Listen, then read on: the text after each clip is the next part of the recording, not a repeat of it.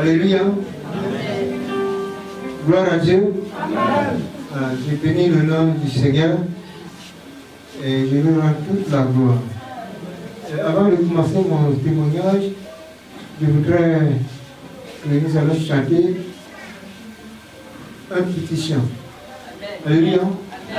Nous allons chanter le chœur qui dit que Jésus règne et Satan tremble. Alléluia. Jésus règne, Jésus règne, Jésus règne et les démons tremblent. Jésus règne.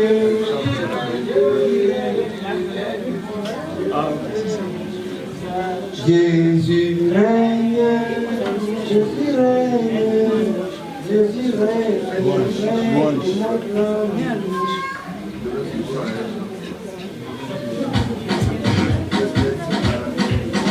Jésus règne, il règne, les démons tremblent. Il règne, les démons tremblent. Jésus règne, il règne, les démons tremblent. Jésus règne, il règne, les démons tremblent. Jésus règne, il règne, les démons tremblent. Jésus règne, il règne, les démons tremblent. Jésus règne, il règne, oh Jésus règne, il règne, oh Jésus règne, il règne, oh ton roi règne, il règne, oh ton Saint règne, il règne, oh mon roi règne, il règne. Jésus règne, il règne, les démons tremblent. Les démons tremblent. Jésus règne, il règne, les démons tremblent. Les démons tremblent. Jésus règne, il règne, les démons tremblent. Jésus règne, il règne, les démons tremblent. Jésus règne, il règne, la maladie tremble. Jésus règne, il règne, les démons tremblent. Jésus règne, il règne, les sorciers tremblent. Jésus règne, il règne, Jésus règne, il règne, les démons tremblent. Il règne, les démons tremblent. Jésus règne, oh Jésus règne, il règne, amen.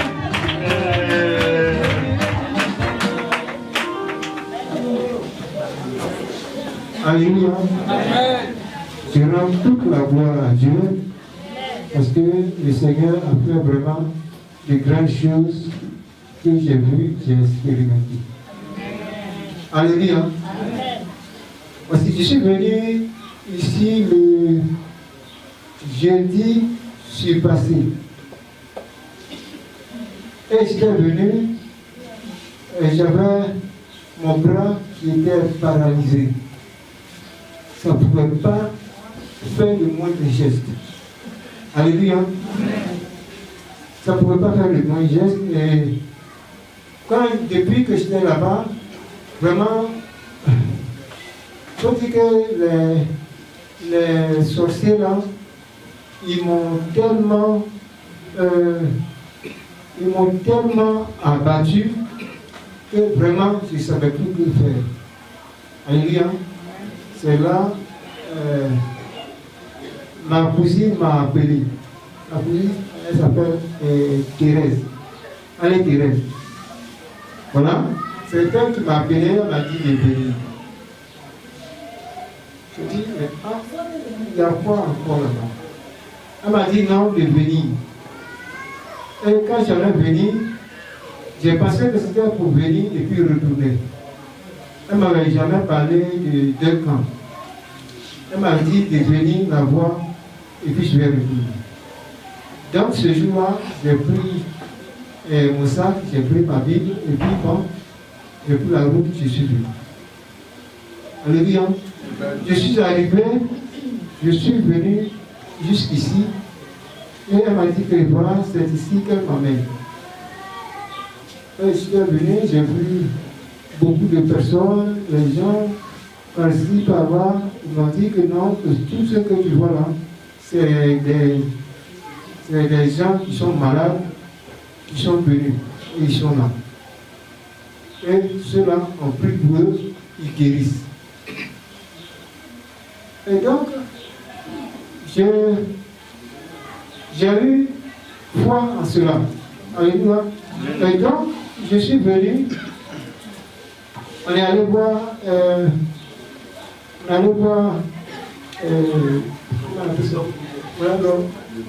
l'évangéliste. Voilà. Il a dit que les gens n'ont pas prié pour moi trois fois. Et puis, après ça, il m'a donné 5 jours de jeûne. Donc le jeûne, même jeudi là, je suis arrivé, on a fait 3 prières pour moi. Et à partir du vendredi, j'ai commencé le jeûne. Ma grande soeur m'a demandé si je pouvais faire ça. Je lui ai dit, bon, ok, s'il s'agit de le faire, il n'y a pas de problème, je vais le faire. Sinon, elle m'a dit, est-ce que je peux t'aider dans 5 jours? Elle dit, il n'y a pas de problème, pas de problème. Même s'il avait dit que c'était 5-10 jours, j'allais le faire. Elle m'a dit, ok. Et donc, j'ai commencé le jeûne. Donc, je suis venu, on a prié pour moi. On a prié pour moi et mon problème, c'était vraiment ma main. Bon, les autres là, j'ai expliqué ça de façon chose. Mais c'est ma main même, je ne pouvais même pas tirer. Parce que ça me faisait très mal. Je ne pouvais même pas déplacer ça. Et je suis venu, bon, on a prié pour moi. Bon, moi je ne savais pas comment ça se passait. J'ai pensé qu'il fallait faire une prière et puis c'est fini. Et elle m'a dit non, de retourner encore et je vais reprendre encore la prière. Je suis passé encore 3 fois. Le deuxième jour, je suis passé encore 3 fois. À partir du 3e jour, là, je suis allé et ils ont prié pour moi. Bon, ils ont essayé de bouger ma main, de déplacer ma main. Ah, vraiment, ça me faisait très mal. Et après ça, je suis allé encore à la 4e prière. Ils sont venus, ils m'ont prié pour moi. Alléluia. Mais ce que j'ai remarqué, c'est que quand on a commencé à prier pour moi, il y a des gens qui ne m'ont jamais appelé, ils sont en train de m'appeler. Amen. On acclame le Seigneur Jésus-Christ. Alléluia. Les gens qui ne m'ont jamais appelé, ils étaient en train de m'appeler. Et encore, moi j'ai appelé ma femme. Et je lui ai demandé, est-ce que les gens, qu'est-ce qu'ils ont dit? Ils disent non, qu'il y a mes frères là qui m'appellent, me demandent. Elle a dit que je suis allé au campement. Et que je suis malade, mais je suis allé au campement. Donc, ils étaient là, ils étaient en train de faire des recherches. Donc moi, je me suis posé la question de savoir même où et pourquoi ces gens-là me recherchent. Et c'est là, un temps est venu que l'Esprit m'a dit que, en fait, tu ne te trouves plus dans le voilà, dans le secret. Voilà. Là où ils t'ont enfermé, là, ils ne te voient plus. Amen. On acclame puissamment le Seigneur Jésus-Christ. C'est là, donc, moi aussi j'ai dit, ah, vraiment, s'ils ne me voient plus là, là c'est bien. C'est que Dieu m'a délivré. Amen. Alléluia. Et depuis là, bon, j'étais allé pour la 4e fois à la prière. Et puis, la femme là, bon, on a prié pour moi, on priait pour mes bras. Mais après, le Seigneur m'a dit non, je ne plus m'intéresser aux bras. Parce que lui, il va le faire. Alléluia. Et Ça me faisait mal jusqu'au le vendredi. Le vendredi, là, j'ai fait un effort pour soulever ça. Et puis, je gardais ça. Mais quand je garde, après, quand je relâche, ça tombe. Bon, ok. Comme le Seigneur a dit, d'abord, j'ai cru. Et je suis resté là à partir d'hier. J'ai dit, bon, vraiment, ça là, le Seigneur m'a fait grâce. Et vraiment, le dimanche, je vais rendre témoignage. Et je vous assure que jusqu'à hier, à partir de hier, j'avais même oublié que mon bras me faisait mal. Amen. Gloire à Dieu. Le petit fond de douleur qui était là, tout a disparu. Et puis là, voici, aujourd'hui, je suis de vous demander.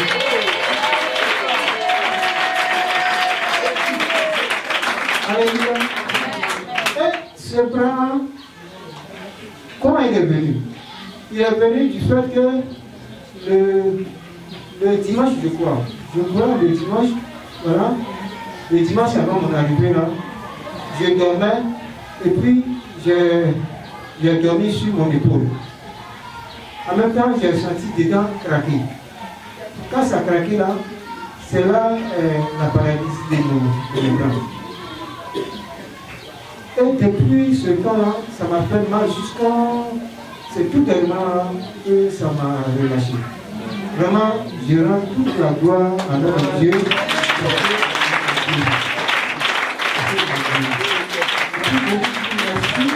Parce qu'il m'a ôté aussi de l'insecte. Il m'a ôté aussi de l'insecte. Il ne voyait plus. Et donc, ils sont en train de s'interroger. Actuellement, ma femme est au village, mais les gens viennent lui demander où elle est quittée. Elle a dit qu'elle est quittée dans leur village. Et donc elle a fait dire que je suis venu, elle est venue chez moi. Et donc les gens ils sont là, ils sont confus. Donc à ceux-là aussi, je ne les appelle plus. Mon téléphone est resté là aussi. Amen. Petit témoignage. Shalom, shalom, shalom. Shalom. Je suis Maïmouna, aide-soignante. Voilà. Aide-soignante. Quand j'ai commencé à travailler, ça allait bien. J'ai arrêté un peu le travail. Comme je suis appelée à servir Dieu, souvent, bon, c'était pas facile. Si tu ne travailles pas, comment tu as fait pour manger? C'est difficile. Et alors, quand j'ai repris le travail,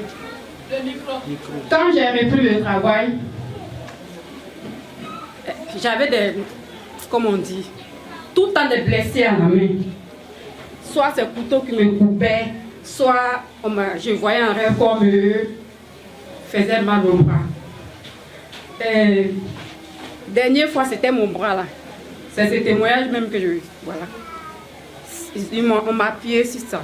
Comme ça, en esprit, j'ai vu la personne, en esprit, un esprit humain qui m'a pris les mains, appuyé tellement fort que j'ai crié et je me suis réveillée.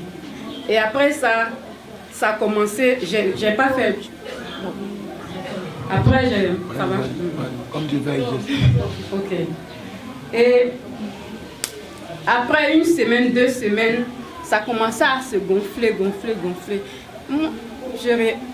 Ça, voilà.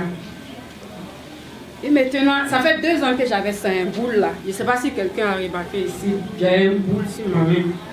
Mais en ce mois de jeûne qu'on a fait 3 jours, l'homme de Dieu nous a donné 3 jours de jeûne de repentance. Voilà. Si vous regardez bien, c'était gonflé même. Voilà. Boule. Mais ça va aujourd'hui. Donc je voulais vraiment... Voilà. J'avais même honte de ça. Maintenant, on ne voit même pas, on voit ça même plus que ça. Il n'y a plus rien. Non. Parce que je voulais... Donc, je voulais dire merci à Dieu pour tout ce qu'il a fait. Parce que quand tu obéis à la voix de Dieu, tu sais ce qu'il veut que tu fasses. cela ne va pas tarder. Parce qu'il a dit tout homme fauché contre toi sera sans effet, nul et sans effet. Si j'avais écouté, peut-être si je faisais l'œuvre de Dieu, tout cela n'est pas arrivé. Donc c'est pour vous dire, quand Dieu vous appelle, obéissez. Voilà.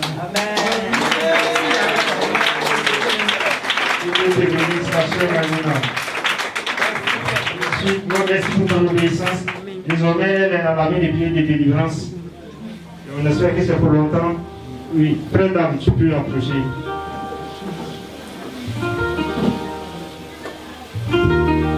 Alléluia. Que le Seigneur vous bénisse. Acclamons le Seigneur. Acclamons le Seigneur. Acclamons le Seigneur. Je veux vraiment apporter un témoignage pour appuyer l'enseignement d'aujourd'hui. On peut dire que c'est la continuité de mon témoignage, puisqu'on a été dans la continuité du message. Donc, vraiment, c'est le témoignage aussi pour accompagner l'enseignement d'aujourd'hui. Donc, c'est lié vraiment aux dîmes, aux offrandes, aux prémices et tout ça. En fait, moi, le Seigneur m'avait convaincu, sans que j'aie un enseignement d'un homme de Dieu, que je devais payer ma dîme ou apporter mes dîmes. Mais c'est vrai qu'il fallait plus d'explications pour savoir dans quel contexte il faut apporter sa dîme, à qui apporter sa dîme. Vous voyez, donc moi je n'avais pas tout ça. Puisque moi, quand j'ai été converti, c'est chez moi, tout seul à la maison, j'ai décidé de suivre le Seigneur. Et c'est petit à petit que le Seigneur va me montrer comment marcher avec lui. Et c'est petit à petit que le Seigneur va m'enseigner comment je dois marcher avec lui. Et à chaque fois que le Seigneur ne veut pas que je mène une certaine vie, il me prévient à l'avance. Mais le Seigneur me laisse toujours le temps de pouvoir arriver à le faire. Donc c'est comme ça que ma marche avec le Seigneur a toujours été. Mais quand le Seigneur m'a convaincu de payer, d'apporter mes dîmes, j'étais dans la confusion parce que je ne savais pas vraiment comment le faire. Néanmoins, j'ai décidé de respecter la volonté de Dieu. Et sur tout ce que je gagnais, j'avais acheté un cahier et à chaque fois que j'avais des revenus, j'enlevais ce qui appartenait au Seigneur et je notais. Et j'avais une enveloppe où je mettais vraiment de côté. Et comme ça, j'ai été convaincu d'apporter par mois ce que j'avais rassemblé à une église. Donc j'étais là, je dis, bon Seigneur, où est-ce que je vais envoyer, où est-ce que je vais envoyer? J'ai envoyé au Ghana, j'ai envoyé au Burkina. Mais une chose qui s'est passée, c'est que en décidant d'envoyer au Burkina, puisque j'ai des connaissances là, j'ai fait confiance à une personne en disant, tiens ceci et va l'apporter à telle église, précise bien que ce sont mes dîmes. Ça s'est passé une fois, deux fois, trois fois. Et j'avais tellement confiance à la personne que la personne ne l'a jamais fait.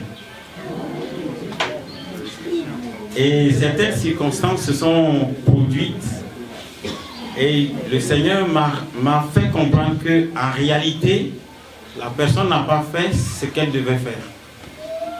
Bon, ça m'a tellement découragé et j'ai dit, ok, ces histoires de dîmes là, je laisse tomber.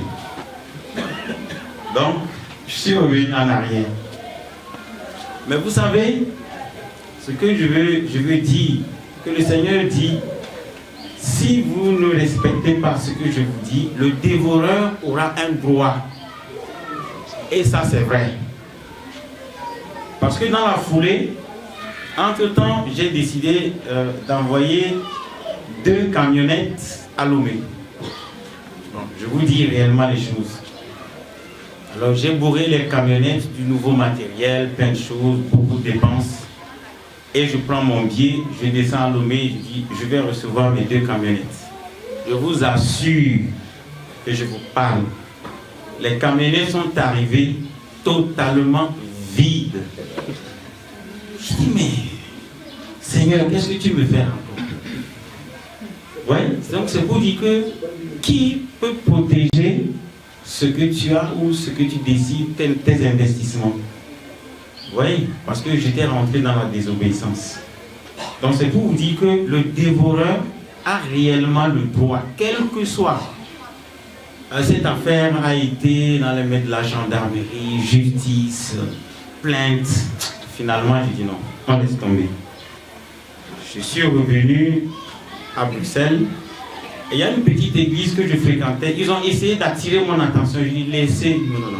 Vos histoires de... Ils m'ont dit, est-ce que tu... Puisque bon, de temps en temps, j'étais avec eux. Ils m'ont dit, tu ne payes pas tu ne baisses pas tes dîmes. J'ai dit, non.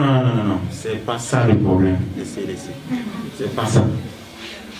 Donc, je suis passé à autre chose. Parce que je n'ai pas voulu vraiment revenir là-dessus. Mais ce que je peux vous dire, c'est que lorsque à nouveau le Seigneur m'a convaincu. Allô? Voilà. Lorsque à nouveau le Seigneur m'a convaincu d'apporter mes dîmes, je dis ok Seigneur, cette fois-ci je vais m'appliquer à le faire. C'est déjà la dernière fois que j'étais venu ici au mois d'avril à l'armée de prière et de délivrance. J'ai dit bon, je vais m'appliquer. Et j'ai dit au Seigneur, surprends-moi. Je vous assure, non seulement j'ai eu la restauration de mes finances, en fait, ce que je peux dire qui est vraiment concret, c'est que le dévoreur s'est encore pointé. Comment? J'ai une camionnette et il y a un décret qui est sorti comme quoi des camionnettes qui ont un certain âge, enfin de plus de 5 ans, c'est un exemple, ne peuvent plus rouler dans la ville de Bruxelles. Alors, soit il faut s'acheter une nouvelle camionnette, soit il faut s'acquitter d'une taxe qui monte à 400 fois, donc ça fait 1600. Donc 1600 € qu'il faudra payer pour que la camionnette ait le droit de circuler dans la région de Bruxelles capitale. Alors j'ai reçu des courriers, des mises en garde, prépare-toi, la date limite c'est à l'échéance de... Bon, qu'est-ce qu'il faut faire? J'ai gardé mon calme, mais j'ai voulu anticiper en téléphonant à la société pour dire ok, envoyez-moi déjà ce que je dois payer parce que je n'ai pas l'intention de changer de camionnette, mais je suis disposé à payer parce que quand j'évalue les coûts, je dis bon, je peux rouler la camionnette encore 3 ans, ça me revient plus intéressant de payer 1600 € que d'aller m'acheter une nouvelle camionnette qui va me coûter quelque chose de 25 000 €. Donc, pour moi, c'était mieux comme ça. Je vous assure, du fait que j'ai décidé de m'acquitter ou d'apporter mes dîmes à la maison de Dieu, jusqu'aujourd'hui, je n'ai reçu aucun courrier me demandant de payer quoi que ce soit. Voilà. Donc, franchement, frères et sœurs, j'étais quelqu'un qui ne croyait pas, parce que je vous le dis clairement, j'ai toujours dit à Dieu, oui, marcher avec toi c'est une chose, mais commencer par apporter ceci ou cela, je n'y crois pas et je ne le ferai pas. Mais je peux vous assurer que quand le dévoreur va vous coller aux fesses, vous allez bien réfléchir.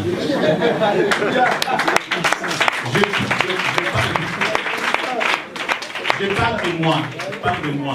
Et franchement, comme on est dans la suite de l'enseignement, il fallait que je fasse ce témoignage qui est vraiment...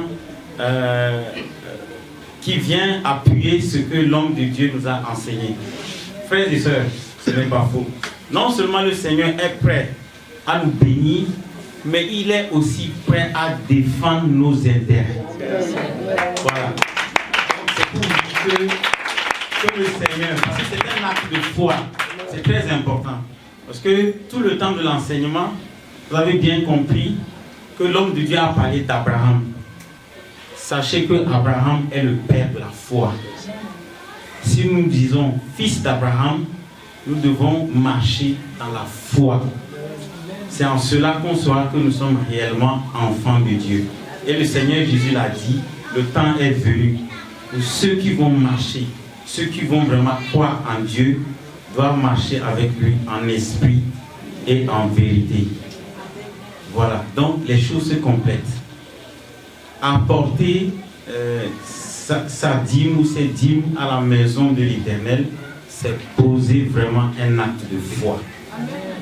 Et il faut vraiment demander à Dieu de te donner cette foi. Parce que je vous assure, il y a beaucoup de combats. Quand vous allez décider de le faire comme moi, la première fois, certaines choses sont venues et j'ai été découragé. Mais le Seigneur a encore tiré mes oreilles jusqu'à ce que je me rende compte que réellement notre Dieu est là pour nous. Il nous veut du bien et non du mal. Et il a dit dans sa parole, ma main n'est pas trop courte pour vous protéger, pour vous défendre. Je ne connais pas trop le passage. Mais voilà, c'est ça. Donc le Seigneur est toujours prêt pour être de notre côté, à condition que nous puissions poser non seulement des actes de foi, mais que nous soyons aussi obéissants à sa parole. Que Dieu vous bénisse. Amen. On acclame puissamment le Seigneur Jésus-Christ. Dieu de Dieu, son témoignage est très puissant. Et je crois que ça vient même résumer l'enseignement qui vient d'être donné. Parce que le diable, vous avez vu, le diable a tout fait pour le décourager à travers une personne en qui il avait confiance et qui a détourné sa dîme. Donc naturellement, il va retrouver, ou bien il va refuser désormais de payer la dîme. Et dès qu'il a refusé, ou bien il s'est rébellé contre ce principe-là, le dévoreur s'est bien pointé, comme il a dit. Donc, peuple de Dieu, il ne faudrait pas qu'il en soit ainsi. Dans votre cas, je vais dire pareillement pour vous. Parce que vous devez le savoir, on peut payer une fois, mais chaque fois qu'on arrête, le dévoreur se pointe. Alors moi, je l'ai tellement expérimenté. L'évangéliste, c'est là. Chaque fois qu'il y a des problèmes comme ça, quand il vient le voir, il dit, mais est-ce que tu as payé ta dîme? Je me rends compte que soit c'est par négligence, ou bien voilà. Mais dès que je donne ma dîme, allez, Dieu me surprend agréablement, en fait.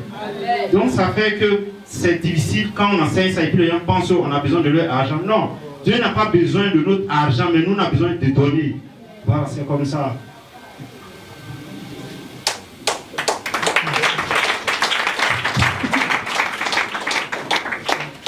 Alléluia. Alléluia. Amen. Je me présente, Yam Lionji David Achille. Je suis d'origine camerounaise. Je suis d'origine camerounaise. Et j'ai été baptisé du nom de Samson Timothée. Amen.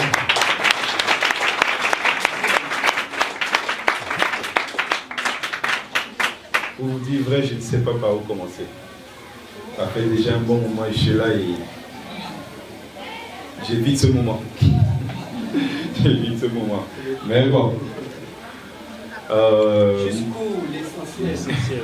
Merci. Mon témoignage est un peu long, mais je vais couper. Je vais vous parler de... Je vais prendre au niveau, à partir là où... Comment j'ai connu l'APD. Amen. Amen. Je me trouvais en Algérie. C'est pas là, je dis, mais je me trouvais au travail. Aux environs de 23 heures, ma fiancée m'appelle. Elle me fait comprendre. Bref, on causait. Je lui ai demandé de me laisser dormir, qu'on va continuer demain. Elle me dit non, tu restes en lit. Je reste jusqu'à ce que je termine de manger. J'ai dit ok, d'accord. Pendant qu'elle causait, moi je dormais. Après, moi j'entends ma tête. Je dis, qu'est-ce qu'il y a? Elle m'a toussé. Qu'est-ce qui va pas? Qu'est-ce qui va pas? Elle dit qu'elle ne sait pas.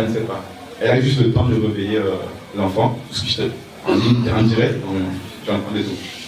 Elle a juste le temps de dire de réveiller l'enfant et l'envoyer d'aller chercher la voisine. Elle est tombée, elle s'est mise à crier, ou elle a changé de voix. Elle a pris une voix d'homme. La voix disait, il est où?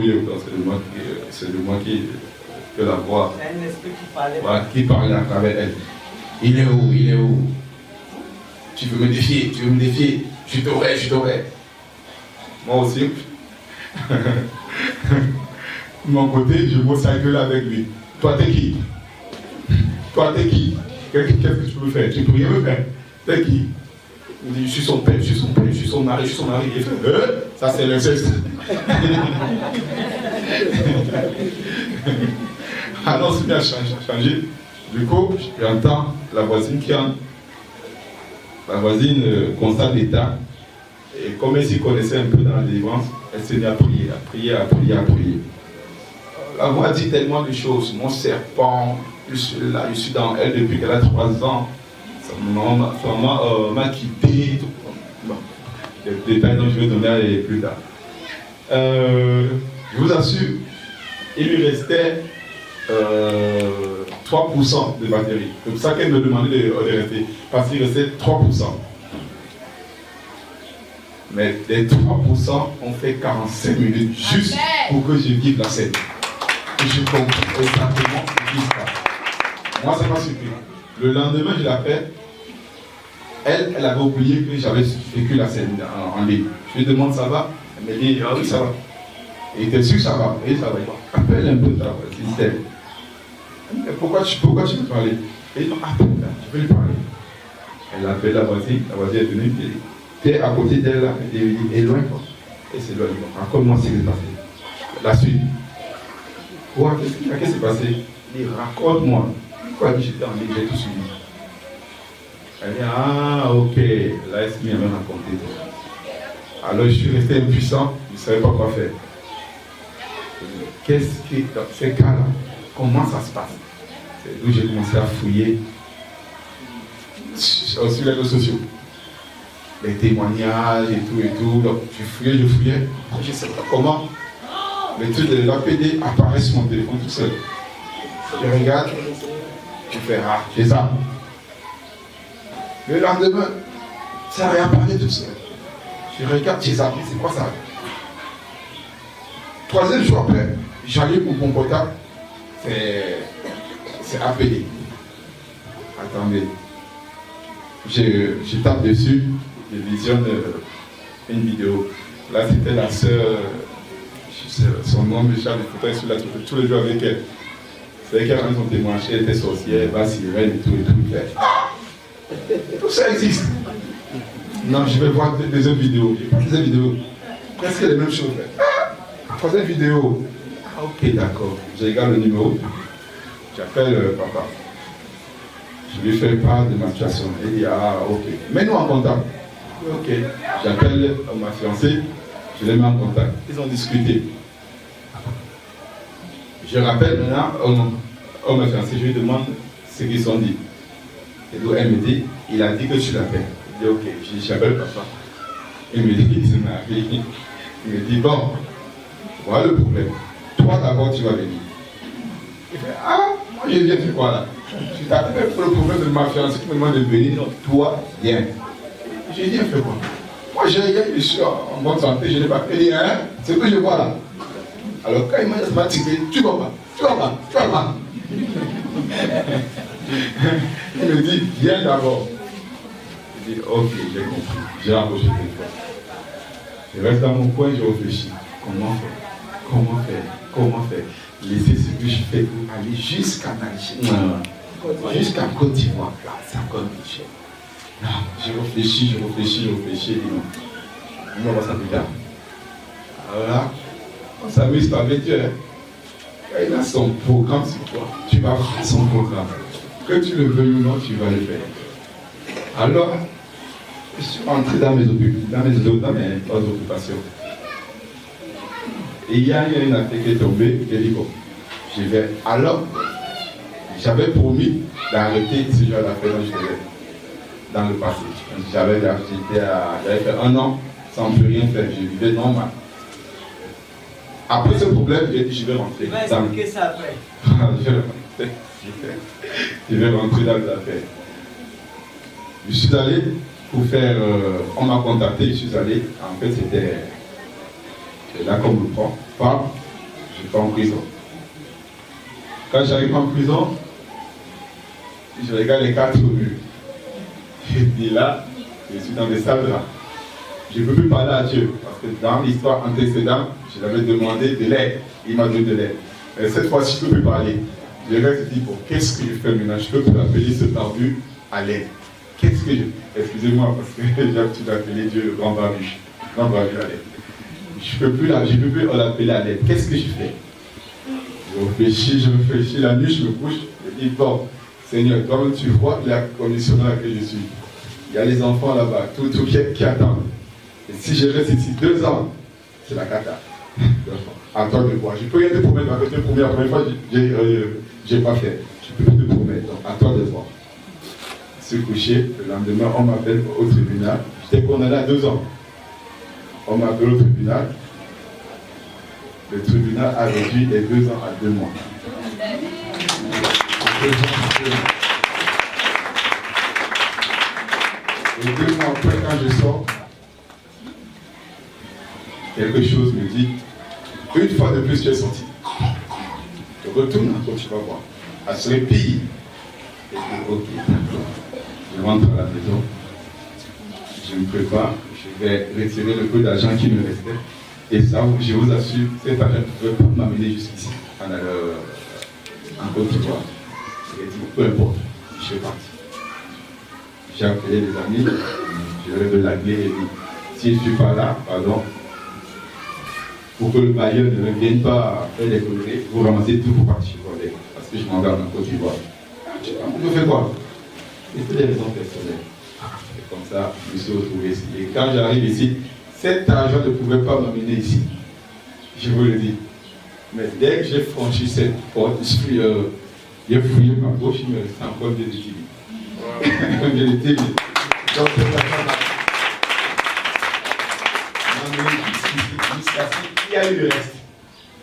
Ça fait qu'il y a eu le reste. Donc j'arrive, ma délivrance a pris du temps parce que je ne comptais pas mettre l'homme. Je suis venu là, j'avais prévu mais 1 mois. Voilà. Le Seigneur, lui, il avait prévu autre chose. Il a dit non. Si tu as toujours l'idée de rentrer, je ne te délivre pas. Et quand tu vas décider de me servir, que tu auras ta délivrance. Que tu auras ta délivrance. Bien-aimé, le jour où j'ai dit, ok, d'accord, je te sers, avec cœur sincère, ma délivrance a eu lieu. Mon histoire est tellement longue, je ne peux pas tout détailler comme ça. Vous allez voir, il y a des hauts et des bas, des hauts et des bas, pour que je me retrouve. Il a fallu que je coupe. Mais ce qui est sûr, vous aurez le témoignage entier dans des vidéos. Amen. Amen. Que Dieu vous bénisse. Amen. Puissamment le Seigneur Jésus-Christ. Il est actuellement dans l'intercession. Il y a le président, je crois, le responsable de l'intercession. Et je vous assure que vraiment il y a la puissance qui se déverse là-bas. Il y a des témoignages qui nous parviennent. Toi, Dieu se manifeste puissamment là-bas. On acclame encore le Seigneur Jésus-Christ.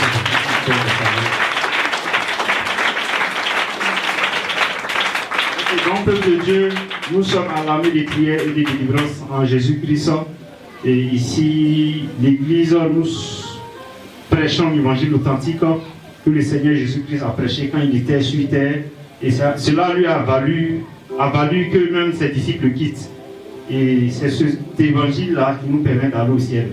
Donc pour rien nous compte, même si les hommes doivent nous quitter, on doit persister, on doit persévérer pour prêcher cet évangile-là. Cet évangile-là qui nous qualifie non seulement pour le ciel, mais étant sur terre, d'avoir cette puissance, cette autorité que le Seigneur Jésus nous a donnée avant de monter au ciel, nous permet de marcher sur les scorpions, les serpents et sur toute la puissance de l'ennemi. Et rien ne pourra nous nuire, peuple de Dieu. Chaque jour, c'est les démons qui sont chassés, les sorciers qui sont délivrés, et rien ne nuit à qui que ce soit ici, à aucun serviteur. C'est pour dire que cette puissance est authentique et réelle. Mais c'est parce que nous faisons chaque fois des compromis avec la parole de Dieu ou parce que nous sommes conformés au monde. On a adulé cet évangile-là et on peut rien attendre du Seigneur Jésus-Christ. On ne peut pas faire du compromis à la parole de Dieu et attendre qu'en même temps qu'il travaille dans nos vies. Soit on choisit le monde, soit on choisit la lumière. La Bible dit clairement qu'il n'y a rien de commun entre la lumière et les ténèbres, entre le Seigneur et Bélial, entre le fidèle et l'infidèle. Mais les chrétiens civilisés, chocos, coupés, décalés, pensent qu'on peut allier les deux ensemble, ou au même moment ils sont surpris d'être possédés, ou voilà, ils sont surpris de ne pas manifester la puissance du Seigneur Jésus-Christ, de ne même pas guérir même un seul mal de tête. Que Dieu nous invitons à revenir à l'évangile authentique. et vous allez expérimenter tout ce que l'armée des prières expérimente, comme toutes les autres églises qui marchent dans la sanctification. Peuple de Dieu, que Dieu vous bénisse. Je crois que son témoignage est très éloquent. Quand il était venu, il avait peur des sorciers. Chaque fois, il avait peur des sorciers. Mais aujourd'hui, Dieu l'utilise puissamment dans l'intercession de nos responsables. Je crois que Dieu se manifeste les dons. Dieu déverse beaucoup de dons au groupe d'intercession, dons de vision, de révélation, de prophétie. À des gens qui viennent d'arriver, ça fait à peine un mois. Parce qu'ils se sont disposés, ils marchent selon la saine doctrine, ils auront des niveaux même qui dépassent à la limite des personnes peut-être qui ont fait des 20 ans de ministère. Peuple de Dieu, la puissance se trouve dans la parole de Dieu et dans l'obéissance à la parole de Dieu. Que Dieu vous bénisse, on se lève, on acclame puissamment le Seigneur Jésus-Christ. Je voudrais inviter l'apôtre, le docteur Aïko. Le docteur Aïko pour encore nous bénir après cette puissante prédication.